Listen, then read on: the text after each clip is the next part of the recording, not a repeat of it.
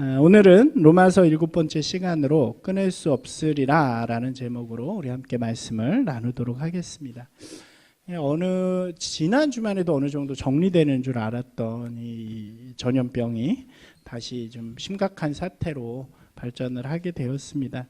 그래서 많은 사람들이 두려움에 떨기도 하고 또 걱정을 많이 하죠. 이러한 일이 있을 때마다 우리 기독교계에 항상 등장하는 말씀들이 좀 있어요. 그것이 그러니까 이러한 큰 사건들이 있을 때마다 항상 이러한 일들이 하나님의 징계다라고 하는 그런 이야기들이죠. 특별히 중국에서 이 코로나가 시작이 되었고 또 우리나라에서는 지금 이단이 크게 문제가 되고 있기 때문에 이제 교단에서는 자꾸 이렇게 단위에서 이것이 하나님이 우리 믿지 않는 자들 혹은 중국의 왜 한 몇 년 새에 교회 탄압이 심해졌다 그러잖아요. 그런 것 때문에 하나님께서 주시는 징계이고 또 우리나라에서는 또 신천지를 멸하기 위한 하나님의 징계다 뭐 이런 관점에서 설교를 하기도 하고 또 그것이 매스컴으로 이렇게 나오기도 합니다.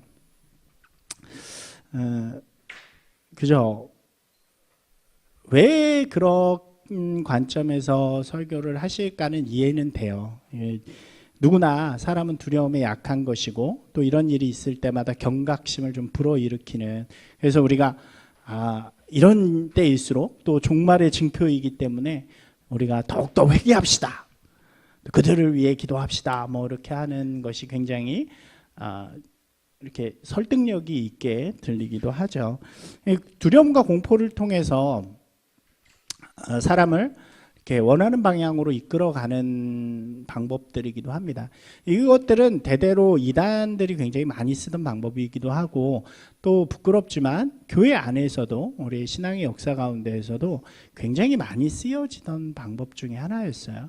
그래서 무엇인가 우리의 원망을 쏟아낼 수 있는 하나의 집단, 하나의 어떤 그런 것들을 만들어 놓고 그곳에 하나님의 징계를 내리는 그런 형태의 것들, 그리고 어려움이 있을 때마다 그것이 하나님이 주시는 것이라는 것을 강조함을 통해서 하나님 앞에 좀 헌신하고 자기의 것들을 좀 내어놓도록 하는 그런 방법들로 기독교 안에서도 많이 쓰여진 것들이죠. 근데 제가 개인적으로 생각할 때는 이것이 좀 올바른 방법 같지는 않아요. 대체로 보면 이러한 내용들이 사용되어지는 본문들이 몇 개 있습니다. 제일 많이 요즘에 많은 분들이 사용하시는 본문이 그 민수기 16장에 나오는 이야기예요. 여기에는 무슨 이야기가 나오냐면 고라의 반란이 등장합니다. 잠깐 내용을 말씀드리면 애굽에서 나온 이스라엘 백성들이 가나안 땅으로 들어가야 되는데 바로 못 들어가잖아요. 이렇게 민수기 14장에 보면 12명의 정탐꾼들을 보냈는데 10명이 거기서 좀 비관적인 이야기들을 하고 이스라엘 백성들이 다 울면서 모세를 이렇게 때려 죽이려고 하는 장면들이 나오죠. 바로 못 들어가고 결국 그 죄 때문에 40년이라는 시간을 광야에서 돌게 됩니다. 이게 무슨 사건을 이러한 사건이 무슨 결과를 만들어내냐면 이 모세의 권위가 무너지는 일이 일어나는 거예요. 그러니까 모세가 내가 가나안 땅으로 데려가 줄게, 하나님이 우리에게 주신 땅으로 갈게 라고 하면서 그들을 데리고 나왔죠. 그리고 그들을 이끄는 어떻게 보면 영적인 지도자를 세웁니다. 그게 모세와 아론이라는 제사장 그룹이죠. 이 제사장 그룹들이 있어요. 그러니까 아론의 직계만 제사장이 될 수 있습니다. 우리가 아는 레위 지파라는 데가 있잖아요. 그 레위 지파가 있는데 그 중에서 아론의 직계만 제사장이 될 수 있고요. 나머지 레위인들은 다 성막에서 이 제사장들을 돕고 제사장들을 섬기는 일을 하게 돼요. 그러니까 이 모세와 아론 이 제사장 계열은 굉장히 권위가 높은 사람들이죠. 근데 그게 언제 무너지냐면 이때 약속한 땅으로 당장 들어가지 못하는 사건이 일어나고 그것 때문에 이제 광야로 빽해가지고 막 돌아가는 사건이 등장합니다. 그러니까 그때 권위가 무너지면서 이 레위 사람들 마음속에 무슨 생각이 드냐면 왜 아론의 직계만 제사장이 될 수 있나 하는 마음이 들어가요. 그 대표적인 인물이 바로 고라였고, 이 고라가 사람들, 레위인들을 이끌고 우리도 제사장이 될 수 있지 않느냐라고 반역을 일으키는 사건입니다. 그 반역 때문에 하나님께서 모세와 아론을 재신임하는 일이 일어나요. 그래서 모세와 아론의 집궤를 놓고 이쪽에 고라를 따르는 사람들을 놓고 향로를 놓은 다음에 하늘에서 불이 어디로 떨어지는가. 그래서 그때 이 고라의 자손들이 다 죽습니다. 땅이 갈라지고 해서 다 죽어요. 근데 참 재밌는 게 그 사람들이 이렇게 죽으니까 이스라엘 사람들이 보고 있다가 모세와 아론한테 막 불평을 하는 거예요. 너네 때문에 우리 동족이 이렇게 많이 죽지 않았느냐. 그러니까 하나님이 그 모습을 보시고 화가 나셔가지고 거기에 보면 이렇게 돼 있어요. 백성들이 모세와 아론을 치러 갈 때, 그러니까 아마 거의 때려 죽일 것처럼 그랬던 것 같아요. 그때 뭐가 내리냐면 그때 전염병이 이 이스라엘에 내리게 됩니다. 그래가지고 전염병이 돌아가지고 죽은 사람이 성경에 보니까 14,700명이 그때 죽었다고 돼 있어요. 이때 이 이야기가 구약에서 전염병을 보여주는 이야기고요. 또 그 다음에 전염병이 3번 정도 등장하는데 그 다음에 등장하는 장면이 어디냐면 바알부올의 사건이었어요. 우리가 이게 다 좀 배웠던 거라 기억이 나시나요? 이스라엘 백성들이 40년이 지난 다음에 가나안으로 들어가기 바로 전에 있었던 사건이죠.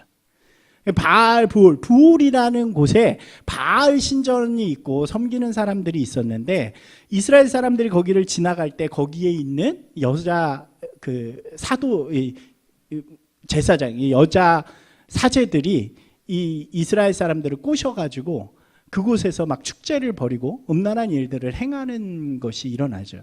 그래서 하나님께서 이제 징계를 하시고 이스라엘 백성들이 막 징계를 하는데 우리 뭐 자세히 얘기 못하지만 기억 한번 해보시면 시므온 지파의 한 인물이 막 울고 있는 그때를 이렇게 여자 끼고 이렇게 들어가잖아요. 기억나시나요? 그래가지고 그거를 이제 비느하스가 창 들고 들어가서 찔러 죽이고 막 이런 장면들이죠. 낯선가요? 우리 저기 성경 공부할 때 많이 이야기했던 내용인데 그 바알부올, 이스라엘이 바알을 섬기고 그 신전에서 함께 즐기는 그 일 때문에 하나님께서 전염병을 또 내리십니다. 연병을. 그래서 그때 죽은 사람은 좀 더 많아요. 24,000명 정도가 죽게 됩니다. 그리고 나서 한 번 더 딱 등장하는 데가 어디냐면 다윗의 때에 등장을 해요. 이거는 우리가 아직 배우지 않은, 우리가 성경 공부에서 나누지 않은 거지만 이 뒤에 나와요. 바울의 거의 마지막 때. 바울이 마지막 때는 나라가 굉장히 강하고 부강하던 때입니다. 영토도 다 많아지고 모든 백성들이 다윗 안에서 다 강해졌을 때 다윗이 무슨 일을 하냐면 인구 조사를 해요.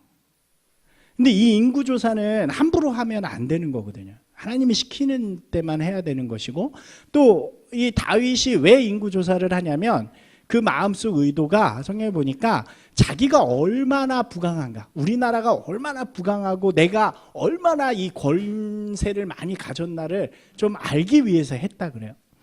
그걸 딱 하고 나서, 딱 성경이 재밌는 게 하고 나서 다윗이 바로 후회를 합니다. 내가 잘못했구나, 내가 하나님 앞에 죄를 졌구나, 이런 고백을 해요. 그때 갓 선지자가 이제 다윗에게 옵니다. 그래가지고 하나님이 분노하셨습니다 라고 이야기를 해요. 그래서 다윗이 엎드려서 그럼 제가 어떻게 할까요? 그랬더니 3가지를 이야기합니다. 셋 중에 하나를 고르세요. 하나님이 징계를 주실 건데 3개 중에 하나를 고르세요. 하나는 7년간 이스라엘의 기근이 있을 것입니다. 다른 하나는 석 달 동안 왕이 원수에게 쫓겨다닐 것입니다. 다른 하나는 3일 동안 온 나라에 전염병이 내릴 것입니다. 여러분 어떤 거 고르실래요? 여러분이 만약 다윗이라면, 이제 말씀을 안 하시니까 제가 답답하지만, 이때 다윗이 뭘 고르냐면 이제 전염병을 골라요. 그래서 3일 동안 이스라엘 온 지역에 전염병이 내리게 되고요. 그때 무려 7만 명이라는 사람이 죽게 됩니다. 이게 전염병에 관한 이야기들이에요. 그러니까 이 이야기들을 잘못 들으면 매우 무서운 이야기죠. 그리고 이야기들을 잘 각색하면 지금 우리가 맞이하는 이 병들도 하나님께서 우리에게 주신 병이다라고 생각하는, 죄 때문에 주신 것이다라고 말할 수 있는 그런 위험성들이 있어요. 그런데 하지만 이 이야기들의 공통점이 있습니다. 잘 보시면요, 이 이야기들은 전염병의 대상이 누구예요? 다 이스라엘 백성들이에요. 하나님의 백성들입니다. 하나님의 백성들이 어떻게 해서 전염병을 맞아요? 하나님 앞에 범죄할 때 맞는 거예요. 그리고 이거는요, 이미 이전에 하나님과 이스라엘이 약속한 일이에요. 이렇게 잘 못하시겠지만 읽어보시겠어요? 내가 칼을 너희에게로 가져가다 언약을 어긴 원수를 갚을 것이며 너희가 성읍에 모일지라도 너희 중에 연병을 보내고 너희를 대적의 손길에 넘길 것이며, 범죄하면 내가 너희들에게 연병을 통해서, 전염병을 통해서 징계를 할 것이다 라고 막 약속을 하신 거예요. 이 하나님이 이 이스라엘 백성들하고 계약을 맺으신 거예요. 구약의 전염병이라는 말이 실제 일어나지는 않았어도 많이 등장해요. 주로 어디에 많이 등장하냐면 예언서에 다 나옵니다. 예언서에 뭐라고 이야기하냐면, 너희가 이렇게 범죄하면 하나님이 전염병을 내릴 거야. 너희가 그렇게 하나님의 말씀을 떠나면 하나님이 전염병으로 너희를 징계하실 거야. 다 이 이야기가 나와요. 그럼 우리가 분명하죠. 이 전염병은 범죄 때문에 누가 받는 징계예요? 하나님의 백성이 받는 징계예요. 그것은 하나님과 그의 백성이 약속 가운데 이미 결정되어진 것이죠. 이스라엘 백성들이 왜 징계를 받았냐, 왜 이 전염병을 받았냐면 하나님과 약속을 지키지 않았기 때문이라는 거죠. 여러분, 이게 구약의 이야기입니다. 근데 그것만 들으면 우리가 무서워요. 그런데 이제 여기서 끝이 아니란 말이에요. 성경은 오늘 우리가 로마서를 하고 있지만 뭐라고 이야기하십니까? 이제 구약의 언약이 예수 그리스도 안에서 새롭게 되었다라고 이야기를 하잖아요. 구약의 언약 자체가 예수 그리스도 안에서 새로운 언약이 되었습니다. 그래서 이제 더 이상 구약의 그 약속이 우리 가운데 역사하지 않는다고 이야기를 하는 거예요. 그러니까 하나님은 믿는 우리에게도 전염병을 주시는 분이 아니시는 거죠. 믿지 않는 자들에게 그들이 정말 나쁜 놈들이니까 전염병을 준다, 그것도 잘못된 이야기고요. 믿는 우리가 죄를 범했으니까 하나님이 전염병을 통해서 우리를 징계하신다, 이 말도 잘못되었단 말이에요. 하나님은 우리에게 그러한 것들을, 징계를 통해서 전염병이나 아픔이나 고통이나 이런 걸 주시는 분이 아니시라는 말이에요. 여러분, 이걸 분명히 믿음으로 고백하는 분들이 되시기 바랍니다. 우리가요, 쉽게 그런 생각을 많이 할 때 있어요. 그러니까 예전에 그랬어요. 예전에 목사님들이 이 이야기들을 굉장히 많이 했어요. 뭐라고 이야기했냐면, 그렇게 살면 병나, 그렇게 살면 징계받아. 근데 저는 어떤 얘기까지 들었냐면 이런 얘기도 들었어요. 하나님이 너를 직접 치는 게 아니라 너희 주변부터 쳐나가신대. 그래서 내 죄 때문에 우리 부모님이 아프고, 내 죄 때문에 우리 자식이 아프고. 여러분, 하나님은 그런 분이 아니시라니까요. 여러분, 오늘 우리가 로마서에 나와 있는 말씀이 우리에게 그걸 분명하게 전해주고 있는 것입니다. 여러분, 우리 신앙은요, 두려움과 공포를 주는 것이 되어서는 절대로 안 돼요. 만약 예를 들어서 진짜로 이것이 죄를 징계하시는 하나님의 심판이라고 한다면 문제가 있잖아요. 좋아요, 중국 잘못했다고 쳐요. 그래서 중국에게 하나님이 잘못해서 죄를 치셨어. 근데 그때 우리가 아마 안심하고 있었을지 몰라요. 근데 우리나라에 넘어왔단 말이에요. 그럼 우리나라도 무조건 잘못한 거가 돼야죠. 좋아요, 신천지 하나님이 징계하려고 치셨어요. 그러면 신천지에서 끝나야 되지 않을까요?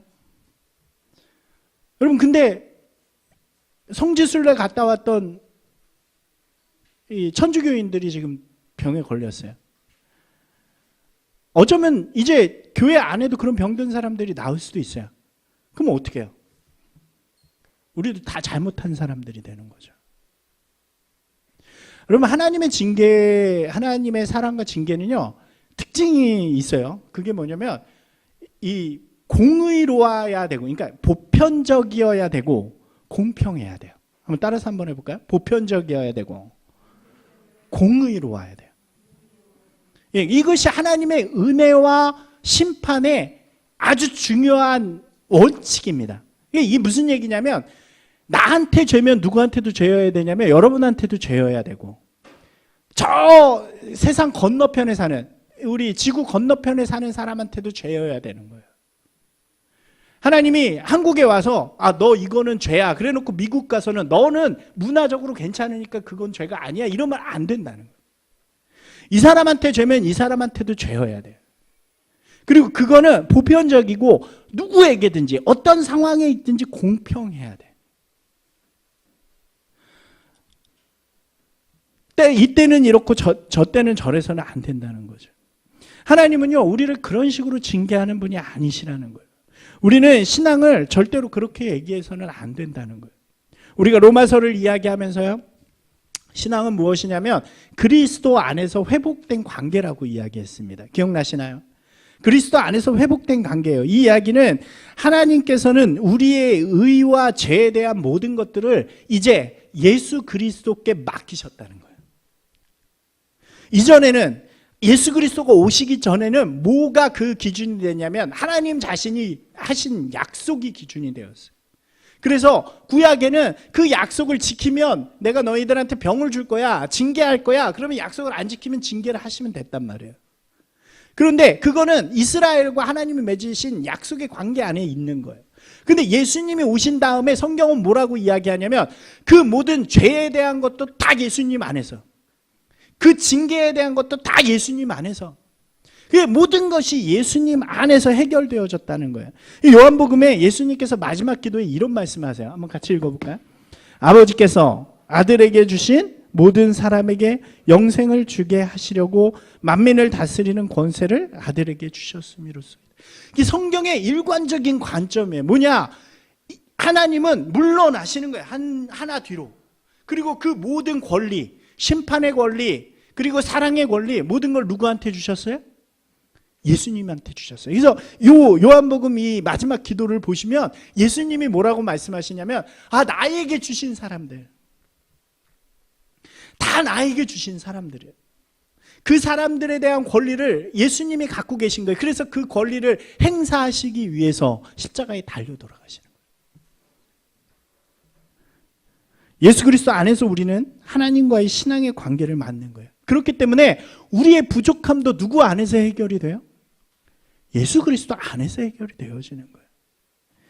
그리고 그것은 예수님이 가신 사랑과 은혜 가운데 우리에게 주어지는 것입니다. 하나님의 징계와 심판이요 구약의 약속이었다면 예수 그리스도 안에서 새롭게 된 언약은 이제 구원과 영생의 약속이라고 하는 거죠. 그렇기 때문에 심판과 징계를 이야기하면서 두려움을 주는 것은 원래 우리 기독교의 정신이 아니라는 거예요. 여러분 이걸 꼭 기억하는 분들이 되시기 바랍니다. 하나님이 여러분에게 두려움을 주는 분이 절대 아니에요. 우리가 그럼 이런 질문을 할 수 있죠. 우리가 로마서를 계속 했잖아요. 그럼 로마서는 다릅니까? 로마서도 비슷하지 않습니까? 왜요? 로마서의 복음의 시작이 뭐로 시작한다 그랬어요? 모든 사람이 죄를 범하였다. 그래서 하나님의 심판을 피할 수 없다. 이건 두려움을 주는 것이 아닙니까? 이렇게 질문할 수 있죠. 근데 우리가 로마서를 그렇게 단편으로 읽어보면 그렇게 이해할 수 있겠지만 로마서가 정말로 말하고 있는 것, 그래서 오늘이 너무 중요한 말씀이에요. 오늘 이 로마서가 말하는 방향은요 완전히 달라요. 뭐냐? 심판이 있으니까 두려워하면서 하나님을 따라라 이 말이 아니라 죄와 심판이 예수 그리스도 안에서 더 이상 힘이 없다. 그거를 하나님께서 우리 가운데 행해 주셨다. 이것을 선포하는 것입니다. 이래서 이것이 복음이에요. 죄가 있어요. 죄는 심판을 받아요. 이거 원리예요. 하지만 그 죄의 심판을 위해서 하나님의 아들이신 예수 그리스도께서 이 땅에 오셔서 그 십자가에 달려 들어가심으로 모든 죄를 해결해 주십니다. 그리고 그 예수 그리스도를 통해서 하나님은 우리를 의의 사람으로 인정해 주십니다. 여러분 이것이 팩트, 하나님이 우리에게 예수 그리스도를 통해서 또 예수 그리스도께서 그 제자들과 바울을 통해서 전해주시고자 하는 말씀이란 말이에요. 오늘 8장 1절 2절 말씀을 읽어볼까요? 놀라운 선언이에요. 같이 읽겠습니다. 그러므로 이제 그리스도 예수 안에 있는 자에게는 결코 정죄함이 없나니 이는 그리스도 예수 안에 있는 생명의 성령의 법이 죄와 사망의 법에서 너를 해방하였어. 여러분, 예수 안에서 이제 정죄함이 없대요. 이게 놀라운 선포 아닙니까? 믿음 안에 있는 우리는요, 더 이상 뭐에서 사는 게 아니에요? 죄와 사망의 법에서 사는 사람들이 아니래요. 여러분, 죄와 사망의 법이 무엇입니까? 제가 앞에서 말씀드린 징계의 법이 죄와 사망의 법이에요. 지키지 않으면 징계가 있는 거예요. 약속이 있고요. 그것을 지키지 않으면 뭐가 있어요? 징계가 있어요. 죄와 사망이 있어요. 이게 죄와 사망의 법, 징계의 법이란 말이에요. 여러분, 징계의 법 안에 있으면요, 어떻게 되냐면 제사를 드리는데 제사를 잘못된 방법으로 드리면 죽어야 돼요. 내 마음대로 제사를 드리거나 내가 원하는 대로 무엇인가를 하면 그 사람은 죄를 받아서 징계를 받아서 죽을 수밖에 없어요. 여러분, 돼지고기를 먹으면요, 부정해져 가지고 완전히 쫓겨나거나 죽거나 아니면 부정을 치르는 어떤 방법을 해야 돼요. 여러분, 한센병에 걸린 사람은요, 어떻게 되냐면 하나님과 공동체 가운데 쫓겨나요. 그리고 사람들이 다닐 때마다 나는 부정합니다, 나는 부정합니다 이러고 다녀야 돼요. 그게 죄와 징계의 법이에요. 여러분, 우리가 아직도 죄와 징계의 법에 산다면, 죄와 사망의 법, 징계의 법에 살고 있다면 어떤 일이 벌어져야 되는지 아세요? 우리가 예배를 한 번 못 드리면요, 천국 가는 계단이 하나 빠져버려요. 그래야 돼요. 여러분, 우리가요 11조를 잘 안 내면요, 갑자기 회사가 망하든지요, 내가 병이 나야 돼요. 여러분, 우리가요 하나님의 뜻을 따르지 않으면 어떤 일이 일어나야 되냐면 전염병이 창궐해야 돼요. 여러분, 그게 어느 법이에요? 죄와 사망의 법, 징계의 법이란 말이에요. 징계의 법. 그러니까 이 바울은 선언한 거예요. 어떤 사람도 우리의 행위로는 하나님의 의에 들어갈 수 없다. 여러분, 근데요, 이제 그 죄와 사망의 법으로부터 우리가 자유해졌대요. 어떤 그 약속도 우리를 얽매지 못해요. 그래서 우리가 무슨 법에 살아요, 이제? 성령의 법에 산다는 거예요. 여기에는 정죄함이 없다고 이야기합니다. 어떤 정죄함도 없대요. 예배에 한 번 못 드려도요, 그것이 죄가 되지 않아요. 여러분, 잘 생각하셔야 돼요. 죄는 뭐냐면, 죄는 구원의 자리로부터 떨어져 나가는 거예요. 이게 죄예요. 예배 한 번 못 드렸다고 우리의 구원의 자리가 떨어져 나가나요? 아니요, 그렇지 않죠. 이제 우리 안에 누구를 보내주시냐면 성령님을 보내주셔요. 믿음 안에서, 예수 안에서 구원받은 자에게는 하나님이 성령님을 보내주셔서 그 성령이 우리 안에서 우리와 함께하는 성령의 법이 우리 가운데서 우리에게 역사하신다는 거예요. 이게 사랑의 법이에요. 여러분, 이게 죄와 사망의 법, 징계의 법과 반대되는 성령의 법, 이 사랑의 법이란 말이에요. 그 사랑의 법이요, 우리는 그 안에서 특혜를 입는 거예요. 특혜. 어떤 특혜를 입는다고 이야기하냐면, 한번 같이 읽어볼까요? 성령 안에서 자격을 보증받습니다. 이렇게 이야기해요. 무슨 이야기인지 한번 읽어보겠습니다. 같이 읽겠습니다. 무릇 하나님의 영으로 인도함을 받는 사람은 곧 하나님의 아들이라. 너희는 다시 무서워하는 종의 영을 받지 아니하고 양자의 영을 받았으므로 우리가 아빠 아버지라고 부르짖느니라. 성령이 친히 우리의 영과 더불어 우리가 하나님의 자녀인 것을 증언하신. 무슨 자격을 보증한다는 거예요, 지금? 우리가 누구라고? 하나님의 자녀라고. 한번 같이 해볼까요? 내가 하나님의 자녀입니다. 여러분, 어렸을 때부터 이 말 너무 많이 해서 별로 감흥이 없으시죠? 여러분, 근데요, 이 말이요, 지금 이 말이 쓰여질 당시에는 놀라운 선언이에요. 여러분, 왜 놀라운 선언일까요? 우리가 항상 이 쓰여질 당시를 생각하는 게 중요하다 그랬잖아요. 여러분, 이 당시에는요, 한 번도 하나님을 아버지라고 불러본 적이 없어요. 여러분, 구약에서 하나님은 어떤 분이셨어요? 여러분, 구약에서 하나님을 아버지라고 부르는 사람 본 적 있으세요? 딱 한 명 있어요. 딱 한 명. 누굴까요? 누굴까요? 예, 다윗이에요. 다윗이 어디서 아버지라고 부르냐면 시편에서만 불러요. 그러니까 진짜에서 부르는 게 아니라 시편 속에서 노래할 때만 아버지라고 부르고, 이 구약에서는 아버지가 아니었어요. 하나님은 어떤 분이셨어요? 하나님은 이스라엘 백성들에게 하나님은 어떤 분이세요? 왕이세요. 왕. 그러니까 왕과 백성이에요. 또 주인과 종이에요. 여러분, 이 말이요, 구약에서는 계약관계 속에 묶여 있었기 때문에 그래요. 아까 말씀드렸잖아요. 죄와 사망의 법. 이거를 하나님이 주시고 이걸 지키면 너희는 내 백성이에요. 이것이 구약 관계 속에서 있었던 하나님과 이스라엘 백성의 관계였어요. 그런데 예수 그리스도가 온 다음에 이제 성령이 우리를 통해서 우리가 누구라고 보증한다는 거예요. 종이나 이게 아니, 아들이래. 아들. 양자가 되었대요. 여러분, 이건 정말 놀라운 선언이에요. 이 아빠, 특히 아버지 앞에 붙은 아바라는 말은요, 예수님이 하나님을 향해서 쓰이시던 말이에요. 예수님과 하나님과의 관계처럼 우리가 하나님과 관계하는 사람이 되었다는 것을 성령님이 보증한다라고 이야기하는 거예요. 여러분, 이게 무슨 이야기입니까? 이제 이 백성이나 종을 보는 잣대가 아니라는 거예요. 우리를 볼 때 하나님이 우리를 볼 때 누구를 본다는 거예요? 자녀의 잣대가 돼. 여러분, 자녀의 잣대라는 건요, 사랑의 잣대가 됐다는 거예요. 우리가 우리에게 주신 가족, 부모를 통해서 이 말씀을 조금 이해해 볼 수 있죠. 저도 마찬가지예요. 자녀가 있잖아요. 여러분, 자녀 있는 아이, 그 부모님들 말을 잘 듣나요?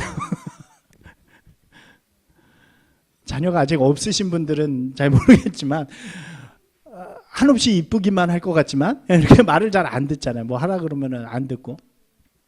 저도 그래요. 무슨 잘못을 할 때마다 이야기를 합니다. 너 그거 하면 안 돼. 너 그거 하면 다음에 혼나? 이렇게 이야기를 하죠. 네, 근데 그 다음에 또 그 잘못을 해요, 안 해요? 또 해요.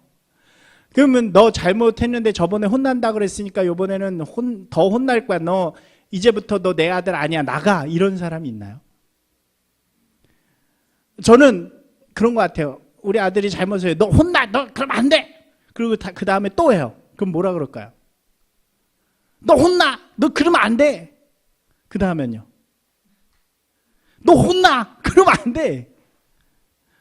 아마 부모 중에 누가 너 3번 잘못했으니까 이제 나가서 너 혼자 살아.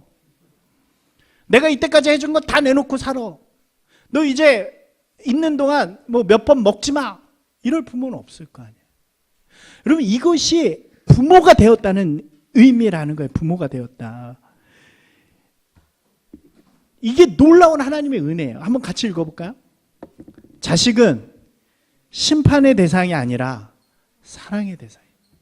여러분, 이제 우리는요, 더 이상 심판의 대상이 아니라 사랑의 대상이 됐다는 거예요. 우리가 잘하든 잘못하든 예수 그리스도 안에서 주님께 나아갔고 성령님이 우리 안에 계시고, 이것이 이제는 우리가 하나님의 자녀가 되었다는 것을 보증해 준다는 거죠.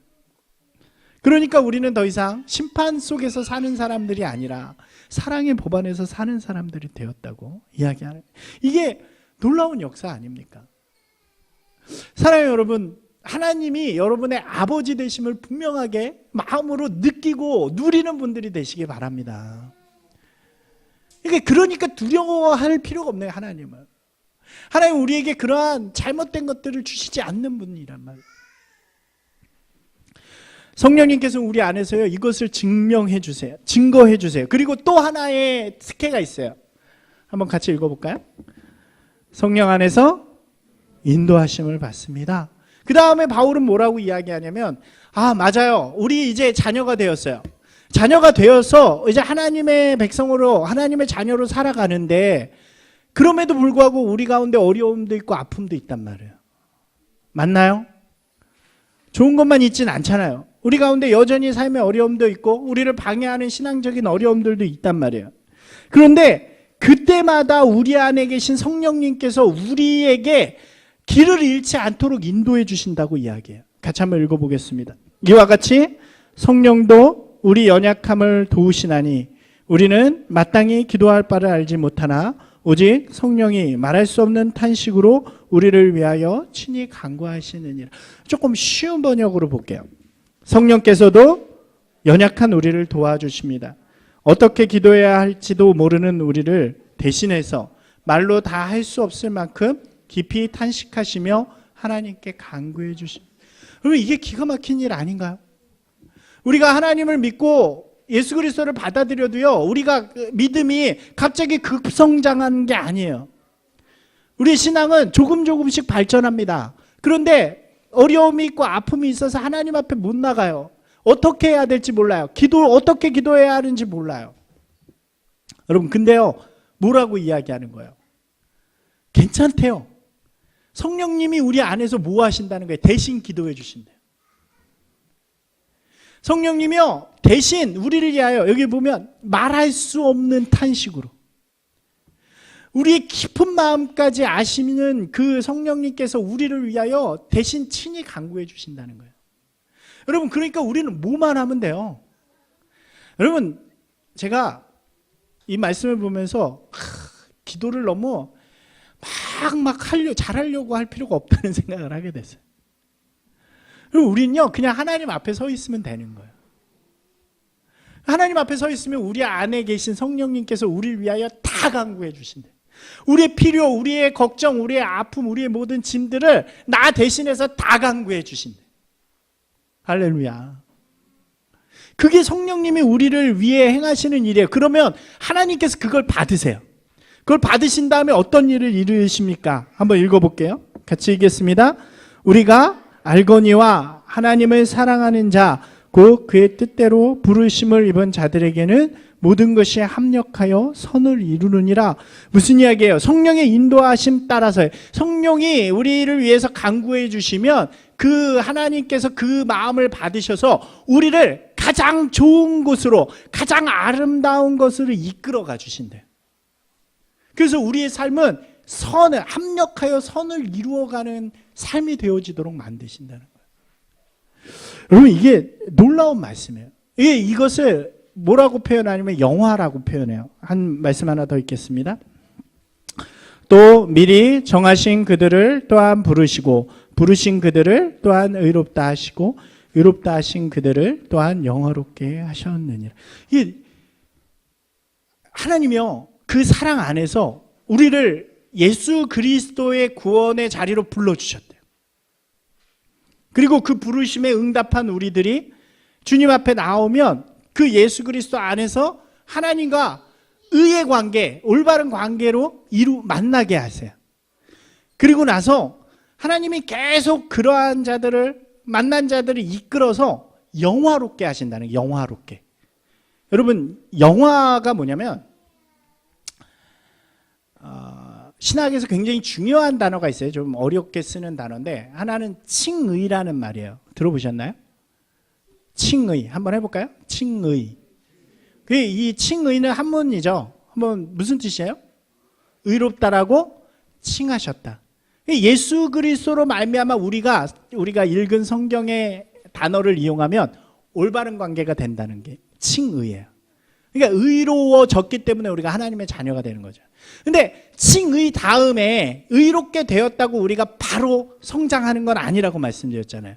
성장에 가는 과정이 있어요. 그걸 뭐라고 부르냐면 성화라고 불러요. 같이 한번 해볼까요? 성화. 이거는 성장에 가는 거예요. 그래서 하나님 앞에 영광 돌리는 자리로까지 나아가는 걸 뭐라고 부르냐면 영화라고 부르는 거예요. 하나님께서 우리를 통해서 성령 안에서 우리를 영화롭게 하신다는 거예요. 여러분, 이게요, 신학의 교리 중에 이런 말이 있어요. 혹시 들어보셨나요? 견인. 들어보셨어요? 이게 견인, 그럼 뭐가 생각나세요? 예, 견인차가 생각이 나시죠? 이거랑 똑같은 거예요. 견인차 언제 사용하나요? 뭐 사고가 나거나 망가지거나 멈췄을 때 끌고 가서 목적하는 곳에 데려다 놓잖아요. 이게 하나님이 성령 안에서 우리 안에 행하시는 일을 견인이라고 표현해요. 여러분, 우리도 신앙생활 하다 보면 망가질 때도 있고요. 또 사고 날 때도 있고요. 또 병들 때도 있고요. 그렇죠. 그런데 놀라운 거는 우리를 이제 자녀라고 이야기해 주셨다 그랬잖아요. 이게 성령의 법이라고 말씀드렸잖아요. 성령의 사랑의 법에 있는 우리는요, 사고 나도 넘어져도 걱정할 필요가 없어요. 왜요? 하나님이 견인해 가시는 거예요. 성령을 통해서 우리를 끌고 가시는 거예요. 망가진 우리를 그 레카 딱 그것처럼 아래 쫙 쳐서 찡 올려가지고 다리 좋은 거 딱 찡 끌고 가는 거예요. 아무리 망가져도. 그리고 좋은 곳에 가서 다시 고쳐가지고 달릴 수 있도록 만드세요. 여러분, 이게 이미 우리 안에서 이 견인이 일어나고 있다는 거야. 할렐루야. 그러니까 여러분, 두려워할 게 없죠. 구원은 이미 우리가 받은 거예요. 그리고 우리 가운데 이루어져 가고 있는 거예요. 그리고 완성되어져 갈 거예요. 누구 안에서? 성령님 안에서. 여러분, 이것이 우리에게 주는 구원의 확신이 되길 소망합니다. 하나님은요, 이러한 우리에게 사랑을 주시는 분이에요. 두려움을 주시는 분이 아니에요. 걱정을 주시는 분이 아니에요. 어떤 걱정과 근심 가운데서도 주님이 우리와 함께 하시기 때문에 우리는 담대하게 이 세상 가운데 거룩함으로 살아갈 수 있는 존재가 되어지는 거죠. 전염병이요? 기근이요? 여러분, 그거 아세요? 전염병이 돌면서 아프리카에서 메뚜기 떼가 오고 있대요. 들어보셨어요? 많이 못 들어보셨어요? 진짜로 메뚜기 떼가 아프리카에서 시작해서 인도를 거쳐서 이렇게 오고 있대요. 근데 그 메뚜기가 한 이만하더라고요. 그래서 막 사람들이, 어떤 사람들은 막 진짜 종말이 이제 가까이 왔다 이런 사람들도 있어요. 여러분, 호주에 산불이 났어요. 안 꺼진대요. 지금 꺼졌나요? 하여튼 한 몇 달을 안 꺼졌어요. 얼마나 무섭겠어요. 여러분, 그러한 모든 것들이요, 우리를 하나님의 사랑으로부터 떨어뜨려 놓을 수 없다니까요. 그런 것이 우리에게 두려움을 줄 수 없다니까요. 같이 읽어보겠습니다. 자기 아들을 아끼지 아니하시고 우리 모든 사람을 위하여 내어주시니까 어찌 그 아들과 함께 모든 것을 우리에게 주시지 아니하겠느냐. 사랑하는 여러분, 이 주님의 큰 사랑 가운데 나아가는 저와 여러분이 되길 바랍니다. 보니까요, 세대마다 두려움을 주는 존재들은 항상 있어요. 그러니까 저희가 수요 예배 때 데살로니가 전후서를 이제 지금 하고 있는데, 바울이 데살로니가 전후서를 가장 먼저 쓰거든요. 그 서신 중에. 근데 되게 금방 써요. 데살로니가를 갔다가 와서 굉장히 금방 편지를 써요. 근데 데살로니가에 얼마 안 있었는데 교회가 되게 아름답게 씁니다. 근데 거기에 성도들도 서로 사랑하면서 되게 잘 지내는데, 문제가 뭐냐면 종말에 대한 걱정이 있는 거예요.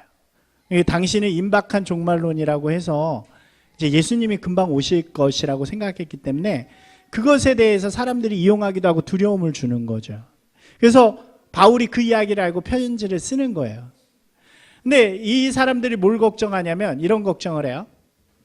하나는 기다리다 죽는 사람은 어떻게 하냐. 예수님 못 만나고 죽으면 어떡하냐. 그 다음에 다른 하나는 언제 오실지 모르는데 오실 때 혹시 내가 다른 짓 하고 있으면 어떡하냐. 이걸 걱정해요. 바울이 뭐라 그랬을까요? 바울이 편지에, 그러니까 그렇게 쓰진 않았지만 제가 그냥 제 언어로 표현하면 쓸데없는 걱정하지 마라. 쓸데없는 걱정하지 마라. 우리는 빛의 자녀이다. 빛의 자녀가 빛이 오는데 뭘 두려워하냐. 빛이 오늘 오든 내일 오든 글피 오든 빛으로 살면 빛의 자녀는 두려워할 필요가 없다. 누가 두려워할까요? 빛이 오는 걸. 어둠으로 사는 사람이 두려워하는 것이다. 예, 아무 걱정하지 말고 빛의 자녀로. 그 다음에 데살로니가의 전서에 유명한 말씀이 있죠. 항상 기뻐하라, 쉬지 말고 기도하라, 범사에 감사하면서 그렇게 사는 사람들이 되라 라고 우리에게 전해줘요. 여러분, 우리도 동일합니다. 우리가 걱정할 필요도 없고요, 두려워할 필요도 없어요. 세상의 조짐이 어떠하든지, 혹 진짜로 막 종말 같은 일들이 온다고 할지라도 우리는 전혀 두려워할 필요가 없습니다. 그 어떤 것도 우리 가운데 있는 그 주님이 주시는 사랑과 평안을 깨지 못하기 때문이죠. 우리는 이미 천국의 소망을 가진 사람들이기 때문이죠. 저와 여러분의 고백이 이 바울의 8장의 마지막을 장식하는 정말 멋있는 이 고백이 되기를 소망합니다. 같이 읽겠습니다. 우리 좀 담대하게 강하게 읽어볼까요? 내가 확신하노니 사망이나 생명이나 천사들이나 권세자들이나 현재일이나 장래일이나 능력이나 높음이나 깊음이나 다른 어떤 피조물이라도 우리를 우리 주 예수 그리스도 예수 안에 있는 하나님의 사랑에서 끊을 수 없으리라. 할렐루야. 사랑하는 여러분, 먼저 이러한 확신 가운데 거하는 분들이 되시길 바랍니다. 두려움 없이 하나님이 주시는 기쁨과 평안함으로 어떤 상황에서든지 담대하게 주님을 노래하는 그런 분들이 되시기 바랍니다. 그리고요, 여유가 더 남으시면 이 분노와 혐오가 판치는 이 세상 속에서 세상과는 좀 다른, 그래서 다른 사람들에게 사랑과 평안과 은혜를 좀 나누어 줄 수 있는, 소망을 나누어 줄 수 있는 그런 정말 아름다움을 전할 수 있는 저와 여러분이 되기를, 우리 아름다운 성도들이 되기를 주님의 이름으로 축원합니다.